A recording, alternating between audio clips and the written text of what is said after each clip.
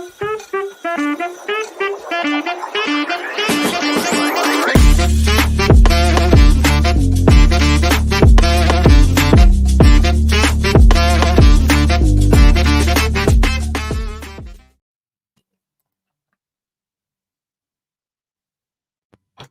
you all right there, Andrew?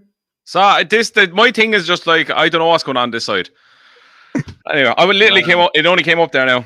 Hello and welcome back to the Finish Line, another episode of Talking Points where we go back over all of the weekend's best action. I don't even. Yeah, we're on. Are we? 30? Yeah, it's on. Can you hear me? Because I don't know what's going on. Loud and clear, Andrew. Loud and clear. Fantastic. We're down one today. Dave is not here. He is gone to see his mother, doing his good son duties. But we have Tom. Good son duties, and he might be still a bit hungover from Friday, or he put in some serious grafting, I have to say.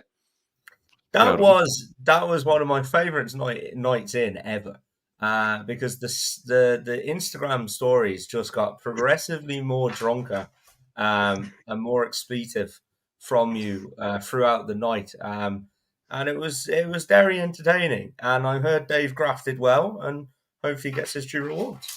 Oh, you should have been there, Tom. The stories didn't do half the story any justice. Oh wow! I'm looking forward to hearing these over a pint. He went missing. He left his coat there. He ended up in somewhere that was not the pub that we were in. You nearly said hotel then, didn't you? Yeah. I did. Nearly say it. Stop yourself.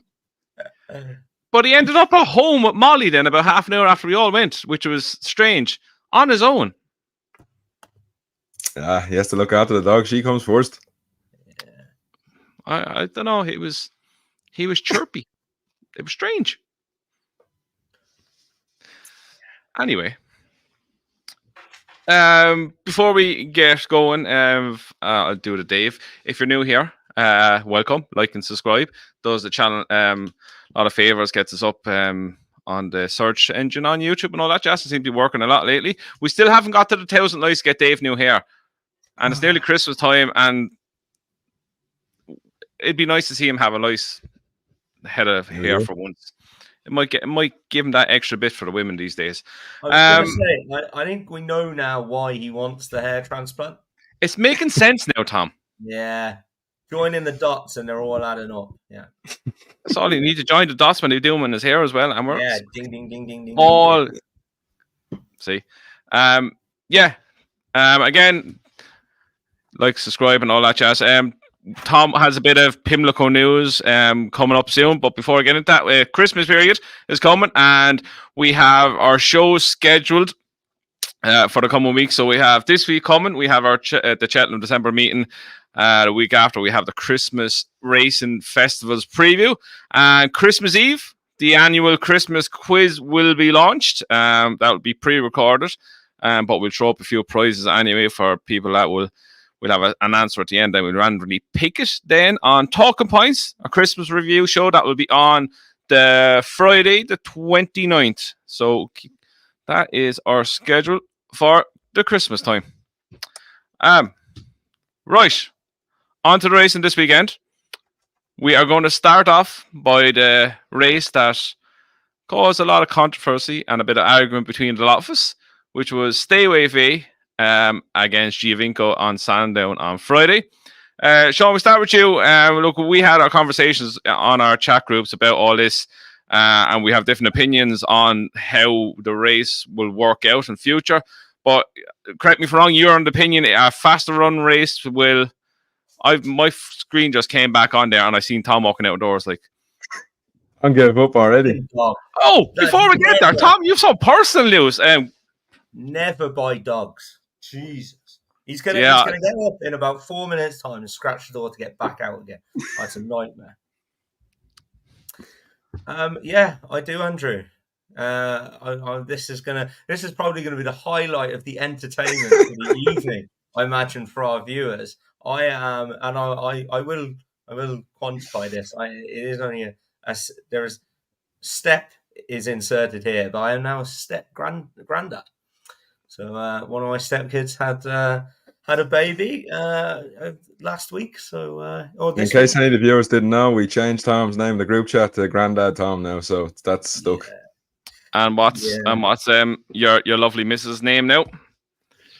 Oh, the Pimlico Granny now, yeah. We changed it to Pimlico Princess. She's always said she doesn't like the Pimlico Princess, so it's now the Pimlico Granny. So she's definitely not happy about that, Andrew. Really? No. Well, yeah. Pimlico Princess holding a Pimlico foal.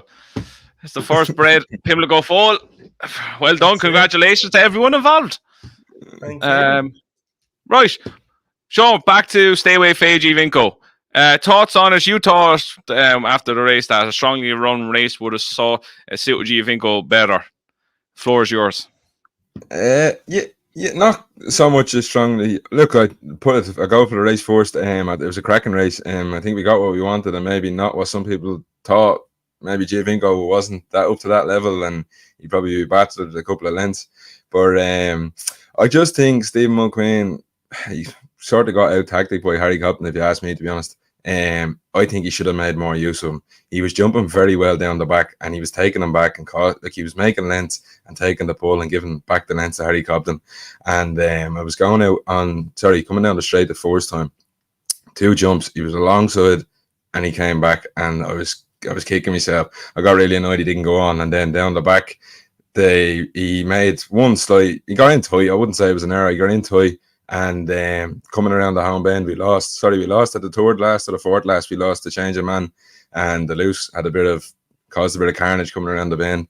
But it was for the first time he's got into a fight, and he wandered around a bit after the last. And I just think, look, Stay Away Fay beat him fair and square in the day. I don't think there's much excuses, but I think certain things would have changed. Maybe back on a bit or better ground, a bit better use of Giovinco. You might be able to turn that length around. I don't think it's impossible to say that length won't be turned, but it was a great race, and I think both of us probably come out happy with our 2 horses. Tom, your take on it? Yeah, I'm playing the piss out of Giovinco. I saw somebody else on Twitter having a go because I taken the piss out of their horse as well.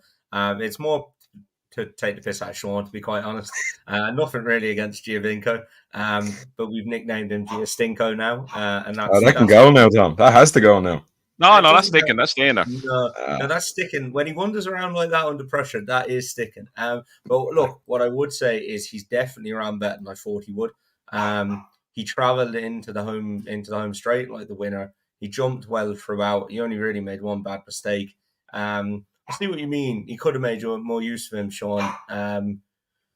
Look, I'm going to say the same thing about nearly every race this weekend. The ground that these races were run on this weekend, I can't be taking anything as absolute rock solid. God-given that nothing will ever get turned around because of the ground. So, look, I think he's a nice horse. I think Stay Away Fay got an easy lead, jumped very well. You could see Harry Cobden was kicked him in the belly the whole way. He wanted to make plenty of use of him. The only thing that worried me was Giovinco running around at the finish. I didn't like that, to be honest. Yeah, no, I didn't like him myself, but then I looked, and it's the first time he's ever had the battle. And look, he didn't give up. He could have went and been. I thought if he had an attitude problem, he'd go and get beaten 3 or 4 lengths in the end. But he dug in, and it was a length at the line, and I was happy how he dug in, to be honest. Look, my kind of take on it would have been like if that race was run with a proper pace and something for them to aim at, I think the result would have been the same and further.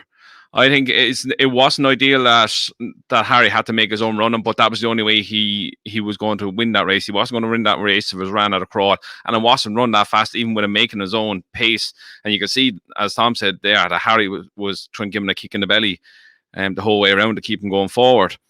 Me personally, I think the reason why Stephen McQueen let it as late as he could to challenge was because if he went past him and he would then give Stay Away Fay something to aim at. He'd have a target on his back, and I think that would have suited him more than Giovinco. So, and again, the same as Tom, the whole hanging when he came off the bridle wouldn't entice you at all. I think back at Cheltenham, back anywhere else, I think the result will always be the same.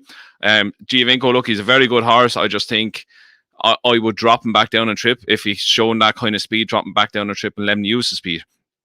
Because in a truly run 3 mile race against proper Grade 1 horses, I just think he'll come up short.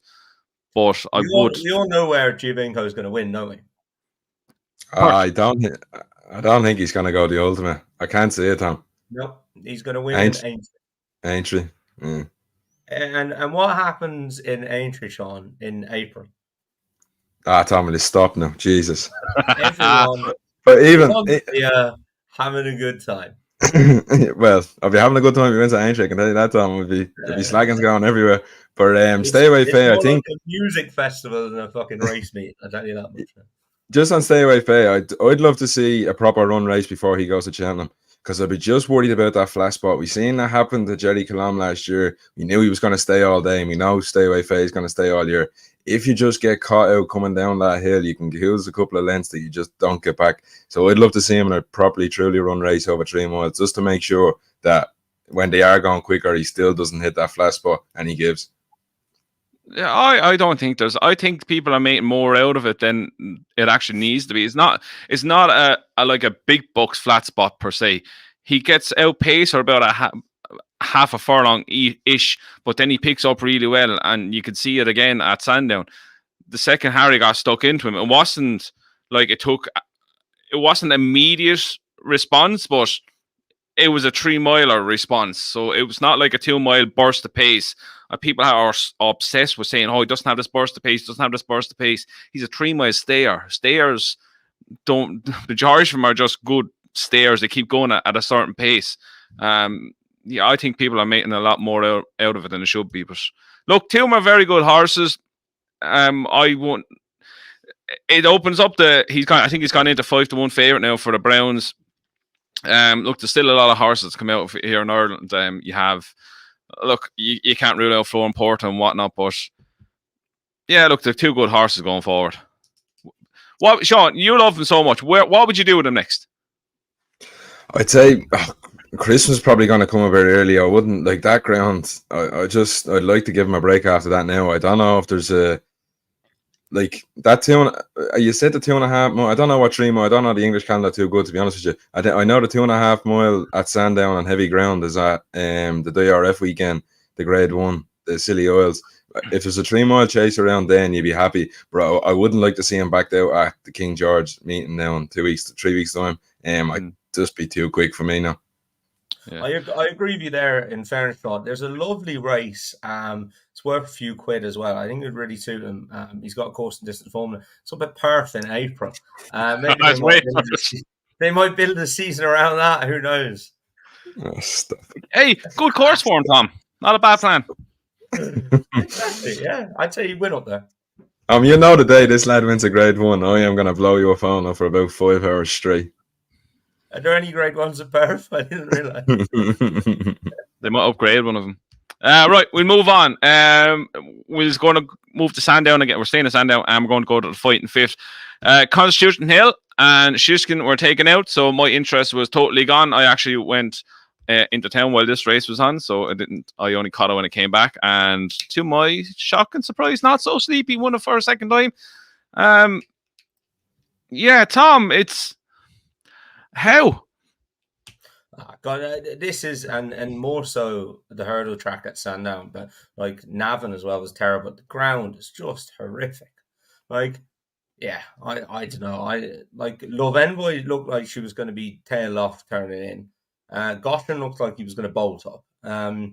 He's finished last. She's finished second, and Not So Sleepy has won a Grade 1, 8 lengths going away at the age of 11. Like, please just make it make sense. I can't. Yeah, thankfully, I was holding a baby for most of Saturday, and I've only saw the replays kind of after the races, and I wasn't punting. But yeah, look, it is what it is. But I'd fancy that form to get turned around on another day, maybe. I know I'll touch on something that has been floating around on social media about the whole thing of the fight in 5th being taken away from the north and brought down to Sandown just for Constitution Hill. Like, I know it's bad for the north and not what that, but Should that be run at Aintree, really, in fairness to him? I don't know. Well, like, I think he would have been pulled no matter what, to be honest with you. Because Aintree was just as bad. I'd say it was the ground. Like, it was definitely the ground. There's no doubt about that. But I don't think he would have ran at either track. I understand why you're saying that Aintree tends to be less of a quad mire than Sandown. But I think they were just unfortunate that both of them ended up on heavy ground. I can see your point, Andrew. Yeah, I can see the point. Just on the horses getting taken out and stuff, like some of the Twitter trainers, as I call them, so some of it is nonsense. Like I can see why he didn't want to run them on that ground, especially Con Hill. Like there's no, and judging by it as well, I think it was Michael Buckley who really wanted to enter and declare. Definitely declare anyway. I think if Hendo got his way, he wouldn't have declared him in the first place. You just go to Christmas, like it's easier done. And no, I don't blame him at all for not wanting to run him first time out on that ground. I certainly wouldn't take a chance if it was my horse. So I don't blame him at all. Hendo's thing is, I've always said this, or definitely said it at least once before. He's an older trainer. He's not used to these days of social media and sound bites and how things get clipped and stuff. And he just comes out and says it as it is. And he walks himself into trouble with quotes that he gives and things that he says. But there's no lying going on or anything like that. He literally is just telling it how he is, and he just walks himself into things. You look at someone like Paul Nicholls, is an absolute media maestro. Like, he has got, if there's any part of that guy's training career, he's absolutely nailed all the way throughout, is the media. And then you look at somebody like Willie Mullins, who does a bit of the same as Nicky, will stand there and say, yeah, I could do this. I could run him over 2 miles, but I could also run him over 3 miles. But he gets away with it because he's Willie and everyone loves him. It's just that generation of just saying what the hell they want. And Willie's horse wins whatever race it turns up for anyway. So, but yeah, Nicky's just not. He's just not soundbite ready. But yeah, I don't blame him at all for not running the horses. Okay, and I can't wait to see Con Hill. To be fair, because Aintree looked a bit wobbly there, Sean, didn't he? In the last season. So, what do this year? On that note, we will move on to the next one. Sean, shush, no. Tom's all gone crazy now, but I can see why he didn't run him. Like, I think Constitution is a horse that run through a wall for you. So, like, he's kind of bottom himself on that ground and going and winning. Like, he probably would have won that, but I don't know. A 10 lengths, I'm going to say 10 lengths minimum, and he would have put himself through a tough race. I think no matter what, that's what he's going to do. So, I'd see why they pulled him and went.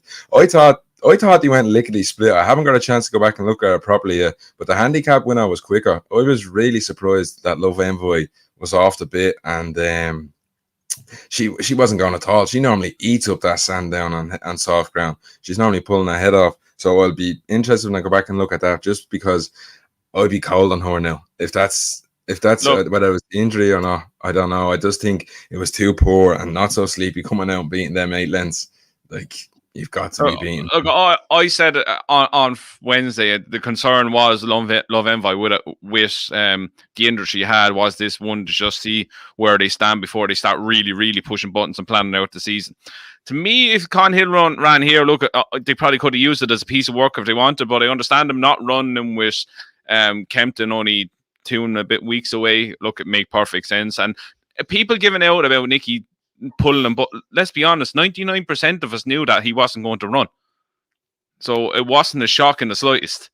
But yeah, look, we're all looking forward to seeing him at Kempton at Christmas time, and hopefully he'll have an actual, like, who's going to turn? They'd probably turn up again, not so sleepy in them, but look, it is what it is. I would honestly be putting a line through all of this formula. I'd just put a line straight through all of this on that ground, and the same is going to stand for Navan as well. I'm not gonna, I just question all of it, to be honest. Yeah, it was like a bog. Right, Henry 8 Novice Chase, grade 1. La Patron, one for Gary Moore, 16-1, done it really well. I think it's fair to say none of these will be laying a glove on any of the main Arkle contenders. Tom? No, you wouldn't think so. Typical typical man to take full advantage of Sandown and turn up heavy though is Gary Moore, isn't it? And this lad's like, he absolutely bolted up, running around, pricking his ears, doing nothing but really running forward. The Moore stable are in one of their hot streaks. This lad seems to have improved massively for a fence, but like he's winning a Grade 1 novice chase, and he's rated 133. I know, it just comes back to like the stuff in the UK of horses winning maiden hurdles, beating horses rated 100. Like there's literally 50 horses in Ireland would do that, and I think there's probably 20. It's probably, well, maybe not 20, but there's definitely 10 or 15 novice chases that will be rated above 133 in Ireland and could have won that race. But yeah, it's a random one. The one I'm sticking with definitely is JPR1. Like why he tries to keep putting his nose on the ground when he jumps fence, I've no idea. But this is going to be a classic case of putting a line for this form. When he gets back to Cheltenham, I'm back supporting him big time. So yeah, interesting race, but I'm going to follow JPR1 next time. Yeah, back on better ground. I think he'll show himself a lot better. Sean, your thoughts? Yeah, I think the ground just killed JPR1. Like he travelled and got there the second last, and then he pecked her, and he just looked like the plug was pulled out, and he had nothing much left to give. Conall Hardy dug in, and he's a one-pace galloper. Like that's him. He was outpaced going to the pond, and he ended up finishing in an end and a half of the winner. The form wouldn't be holding up for me now. Like come Cheltenham, Jesus, they wouldn't be anywhere near. You're talking Grand Annuals, if even Grand Annual horses. Right, we're going to skip Jonbon. We'll come back to him when we're talking about Faiolo today. So we move on to Navan and the Navan Novice Hurdle of 2 mile 4, where I thought this is the performance of the weekend by Slay Steele. He beat a decent enough field. Lecky Watson was second. Stellar Story, Sean, your horse to follow was third. What was your makings of this? Yeah, I thought he would have stepped him up. I didn't think he would have been hanging around at 2.5 miles, and it sort of showed. He went out the front. It was in heavy ground, and he was the first one out the bridle. Now he dug in all the way to the last. He jumped the last, and then I just think Slade Steele is possibly a middle distance horse with a good turn of foot. I thought he was very good. Like he beat horses there now that would stay all day, and he was the last one out the bridle. She gave him a little squeeze after the jump in the second to last when Paul tried to keep her in, and Rachel was able to put Paul straight back out, and she got her gap. I was very happy with him. I thought he would be quick enough to want to run over 2 miles. Like I thought he would have been in the Royal Bond. I thought he would have had a cracking chance. So I'll be interested to see where he goes. He's definitely going to keep him at 2.5 now. He's hardly going to go back down. But the Lawlers and Ace maybe at January time. Yeah, that's where I think they will aim. He loves that race. He's won it with Bob Oliver before. Tom, what do you think of it? Yeah, I don't know. I slightly disagree with Sean in terms of Slade Steele. You know, Paul loomed up on the outside, and he did try and get Rachel in that pocket, but she had to push him along to get out of that pocket. And she never, she never let go on him then. She was always at him. I think he definitely stays 2.5 miles very well, but I'm not convinced he's that quick. I think he's definitely a 2.5 miler at least. He's pricking his ears coming to the line. I think that's going to be a performance that people may underestimate because he's only won half a length or whatever it was. But yeah, no, I thought that was very good. I'm interested in him going forward. I was a bit disappointed in Stellar Story, Sean. I thought he'd do a bit better than that. I know what you're saying about going up and trip, but I don't know. I think the turn at toe, like he was the first one. I think that was the telltale sign for me. And anyways, he was the first one off of coming around the bend. He did dig in all the way to the last, in fairness to him, and then they went on after jumping. So look, I thought I'd say Limerick's probably going to come too quick now at Christmas. Well, I don't know. I doubt you'd run him in that. It's only 2 weeks away, isn't it? So you probably have to wait until the new year to see him stepped up. Yeah, I agree with Tom there. I thought he was. You were kind of expecting more. He kind of got his own way and stuff like that. Like Slay Steele, I agree with you, Tom. I thought Stain won the race. As you said, he got caught in the pocket. The only thing I didn't like about his performance was the jumping to the left at the last two. He violently jumped left at the second last and then got himself really into shit in the pocket. But he done well to get himself back out and get up to win. I thought it was a good Stain performance. 2 mile 4, obviously, no problem. I think he'll get further in time. To me, he'll probably be aimed at the Ballymore, Lawlers and Aces, the obvious target. Like Tom said, I think this will be a race that will throw up a lot of winners in good races. I think Lecky Watson, that was a good performance. Stella Story, I think, step him up and trip, and he'll have a part to play in races as well. But Slay Steve, very, very good horse going forward. Lecky Watson is going to end up in a handicap at Cheltenham, and he's going to want backing. He only ran to 119 when winning at Fairless on his herding debut, and he's got beaten half a length there. Just think he might find one or two too good, and then dog number 2. He might find one or two too good, and then I can see him ending up in a handicap. He ran well in the Champion Bumper last year. I think he's one to keep an eye on now for the rest of the season. Right, we'll move on to another very good performance at Navan on Saturday. The beginner chase, Indiana Dream, 5-2, all bolted up more or less. St. Felician back in second, 9-4. Santino was 28-1. He was in third. Hidden Valley League fell 3 out, and he was still there. But Sean, this was visually very impressive, or was it just a matter of the ground? Horses just didn't act on it, and he was the best horse that acted on it, and the winning margin was exaggerated. I don't even think so, to be honest with you. Now, you might call me mad, and it was a 2.5 mile beginner chase, but I'd be screaming Paddy Mullins be putting his hat in the ring for this lad for the 4 miler. He just There's not a hope in hell they're going to throw that thing in the 4 miler after that. Not think so. Hope. If he steps up the 3 miles, by half a track. Yeah, well, look, I just thought the way he's racing, like I see a lot of people saying Nick Rocket and horses like this lad now popped around there. He wasn't exactly electric at his fences. He was good at the last 2, but he made a couple of mistakes on his way around. But how he hit that hill, my God. St. Felician, like he had a prep run against Faso Vega. Gordon Elliott's are flying. The way he put him away after the last was like he has a serious engine under that bonnet, and I'd be excited to see where he goes next.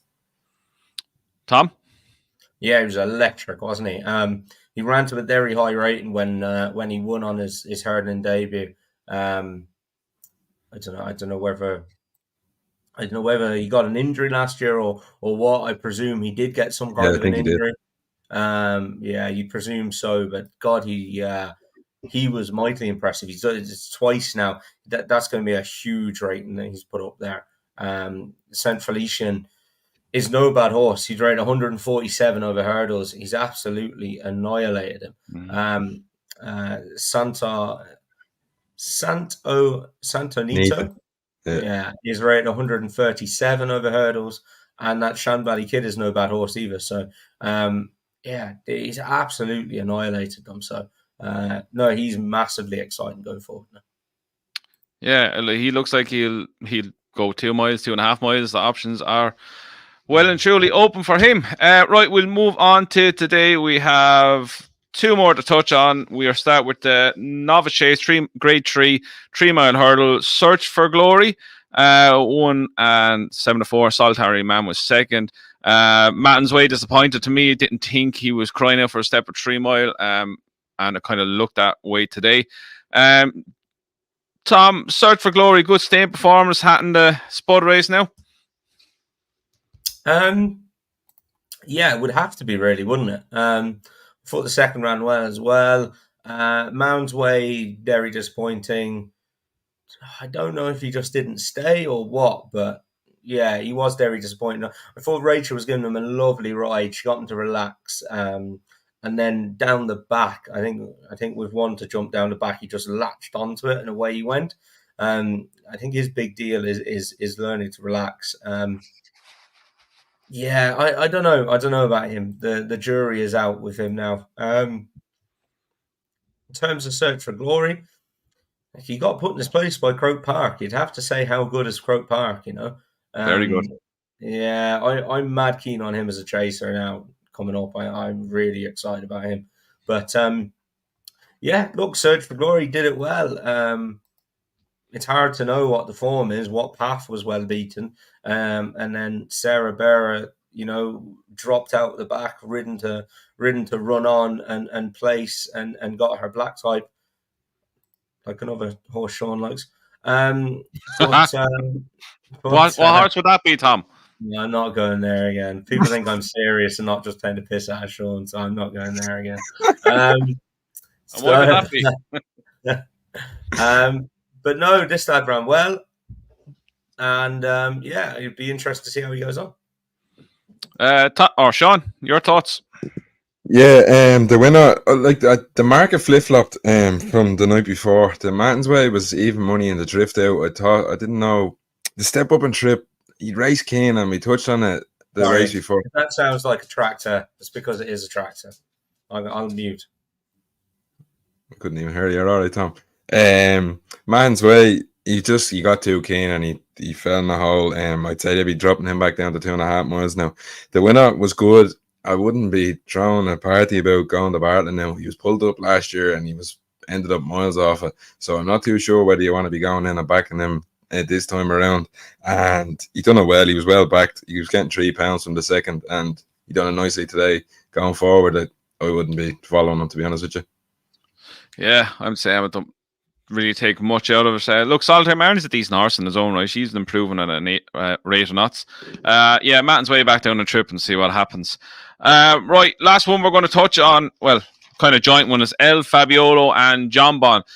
Sean, we start with Jonbon first. Got the job done in decent enough fashion in the Tingle Creek at Sandown. Ground, again, was not in his favour whatsoever, but look, he's a class horse. He got the job done. Is looking like we're going to set up for a lovely champion chase showdown. Yeah, the English were probably put back down their quasi today after watching Faiolo. They were getting quite jiggy that Jonbon was ridden twice and he was still standing in the stable. But Jonbon was good. He wasn't as electric as the first day. Like, he put Edward Stonger a lot closer. You can't put it down to the ground, I suppose. He was good, but he just didn't pull away as far as I would have wanted him, to be honest. I thought he would have put a couple of more lengths between him and Edward Stone. He went around and jumped well. It's hard to say that he wasn't impressive. He's won the Tingle Creek, and look, I don't see how the tables are going to turn. I really don't. Like last year, I think Jonbon as well puts up his best form before Christmas. After Christmas, I don't think he's been the exact same horse every time. Like, going the Arkle last year, he was sort of disappointing at Warwick the time before that as well. And then the Arkle, he was disappointing and then came out and won at Aintree. But like, that level, he wasn't up to the level of running against Faiolo. Faiolo today, he was wicked keen. I was a bit worried now, to be quite honest with you. I thought turning down the back, he'd used up a lot of petrol and they were going into the wind. But Paul let him on and he seemed to fill him up a couple of times on the way around. He pulled like a train. He won well. He was well on top of the line. Phil Dorr, he pecked after the last, and I was saying to myself, he got a crack at the whip then, but he did go away. I reckon he'll come on a bundle, and I like the way Willie comes out and says, we're going to Ascot and we're taking on Jonbon.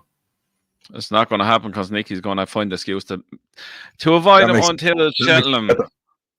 That makes it even better if he does it then. Tom, thoughts on both of them? Yeah, look, Jonbon comes back to that Sandown ground, doesn't it? It's the heaviest ground, the worst ground Jonbon's ever ran on. He's won by a few lengths. He's looked like much the best horse in the race. So yeah, I'll forgive him not winning a few lengths. I think he's fine, and yeah, looking forward to him. He did show that he stays very well. I know they want to take him on. You still don't believe this, Tom, do you? Jesus. Tom, you have someone in your camp here. Yeah, you still think? You still think he's going to go to Ryanair? Okay, so Willie said he might go to Ascot, right? So if Willie comes over to Ascot with Faiolo, and Faiolo absolutely destroys him, right, again, what are they going to do? Turn up at Cheltenham, run there again? Or are they going to look and say, actually, there's a horse there that we've ran against a few times now, and we can't seem to beat him. There's a Ryanair there just for the taking. Now, Allaho obviously holds the key to that, but he's got to run against Stage Star. He's a miles better horse than him. So I don't rule it out. It looks like they're going down the champion chase route, obviously. But I wouldn't back him for the champion chase. I wouldn't back him for the Ryanair either. But I think their ego's going to get in the way, to be honest with you. The ego of him being the best 2 miler, I think, is going to be the decision here of why he's going to take on Faiolo. I don't know. I don't think so. And I don't think JP is a man that's going to shrug a challenge. Yeah. Especially when he has a horse at the caliber of Jonbon. You're clutching the straws, Tom. I like the theory, but I think even if he gets beat, they'll say, "Oh, we get back on better ground. We'll get back to Cheltenham, and we'll take it from there." They'll probably apply different tactics and whatnot. Will they go from the front and try jump him into submission or whatever? Because he's a very good jump. Well, he's a good jumper, but it fell apart at Cheltenham last season against El Faiolo. I think it's just destined to be. Yeah, I think if he gets beaten this year, Tom, I can understand it for next year now. He's still like a young horse, and if they were to go down this year, I wouldn't say they have much losing going to a Ryanair from now on. I'm just saying. I'm not saying he's definitely going for a Ryanair. Yeah. I'm just saying, don't rule it out. El Faiolo is an absolute aeroplane. Oh, the two of them are absolute weapons. The two of them are fantastic horses. If anything was to happen to Allaho and that Ryanair, you literally have to go and beat Stage Star. Jonbon would go off even money for it. So it's just I wouldn't have a bet on either of them right now. Yeah, look, just El Faiolo though, I thought he was good. Look, again, like his first run back, it did just for a second go, ooh, I wonder is he going to fall in the hole here?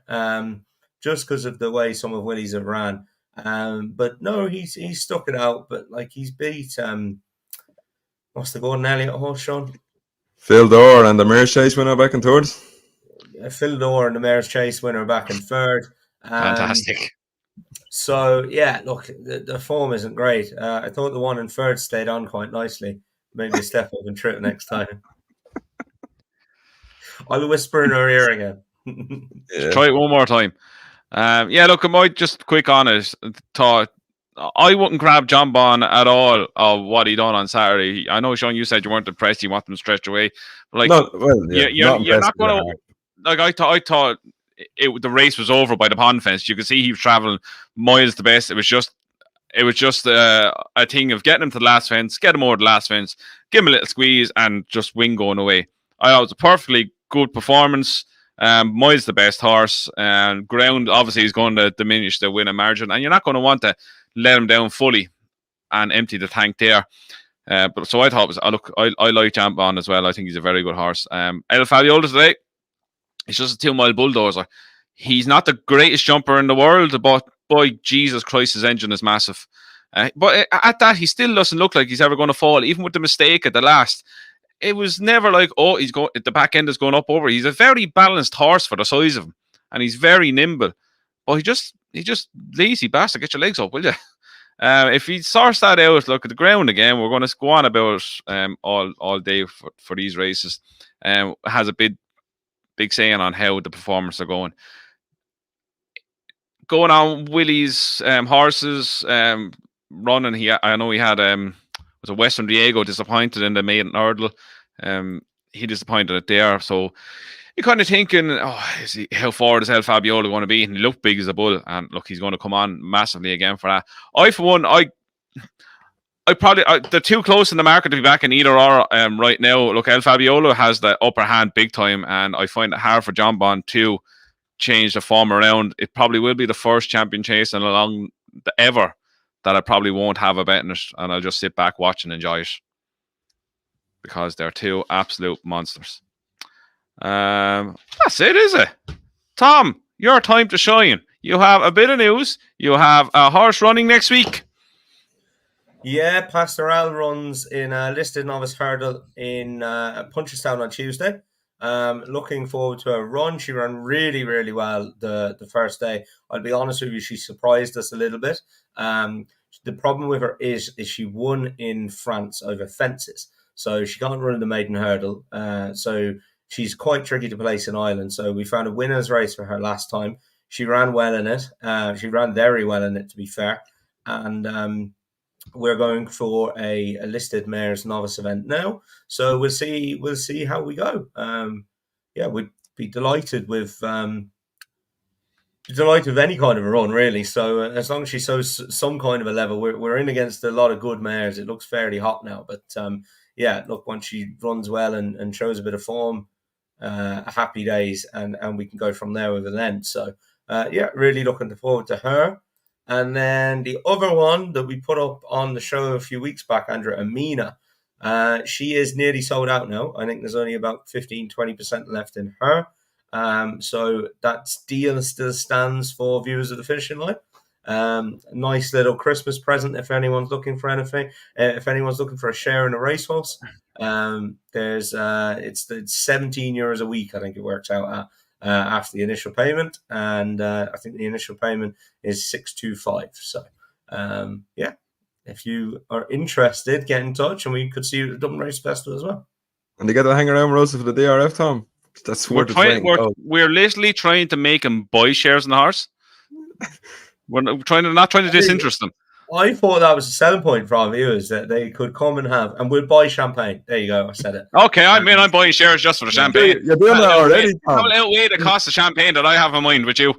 When Faiolo Vega wins the Dublin Miracle, you have to buy that, and anyway, so it's going to be even more champagne. We'll see.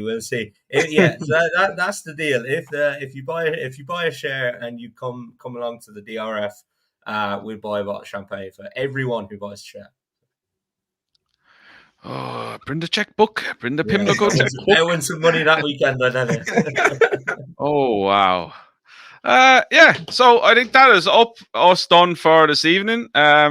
Just again, check out the fan base on the finishlinepod.com. The boys have been in good form the last few weeks. It was 9-2, 7-1, and another winner on the weekend. I don't have it wrote down. We are back on Wednesday for the Cheltenham December meeting, where I just looked through some of the entries for the Friday, like the Dice Arenas, Hermes Allen, Grey Dawn, and more importantly, Conflated has entered in cross-country chase on Friday, and so is Indo. So, yeah, we are back on Wednesday. Again, thanks for watching. Like and subscribe and all that jazz. Comment below your talking point of the weekend, best performance, what you think about El Faiolo against Jonbon and all that jazz. Until then, we'll talk to you again Wednesday for another weekend preview.